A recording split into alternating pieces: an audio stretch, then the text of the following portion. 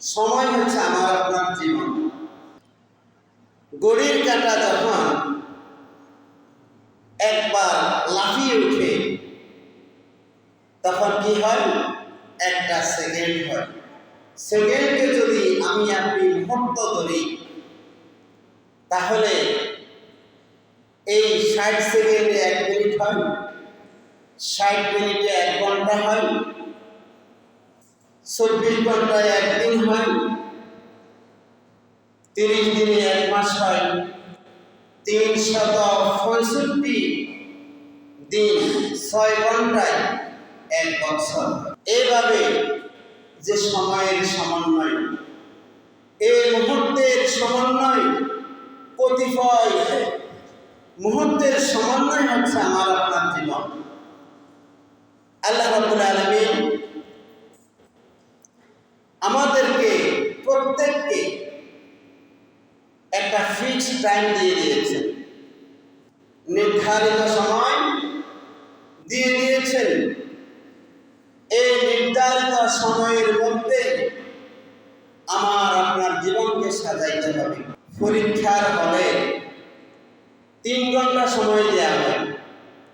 এই 3 ঘন্টা সময়ের মধ্যে পরীক্ষার্থী তার 100 মার্কের পরীক্ষা যে প্রশ্নপত্র দেওয়া হয়, এই 100 নম্বর পরীক্ষার প্রশ্নপত্রের উত্তর তাকে লিখতে হয়। যে ব্যক্তি 3 ঘন্টার মধ্যে 100 নম্বরের প্রশ্নের যথাযথভাবে উত্তর দিতে পারে সে ব্যক্তি সফল হয়, সে ব্যক্তি কৃতকার্য হয়। আর যে ব্যক্তি 3 ঘন্টার মধ্যে 100 নম্বরের প্রশ্নপত্রের যথাযথভাবে উত্তর দিতে পারে না, সে ব্যক্তি অকৃতকার্য হয়, ফেল করে, ব্যর্থ হয়। সম্মানিত মুসলিম কিরাম, আল্লাহ রাব্বুল আলামিন আমাকে আপনাকে যে সময় দিয়েছেন, এই সময়টা হলো আমাদের জন্য ফিক্সড টাইম। আমরা কিন্তু দুনিয়ার জীবনে যে হায়াত পেয়েছি, এই হায়াত হলো আমাদের পরীক্ষার সময়। আল্লাহ তাআলা বলেন, আল্লাযী খালাকাল মাউতা ওয়াল হায়াতা লিয়াবলুয়াকুম আইয়ুকুম আহসানু আমালা।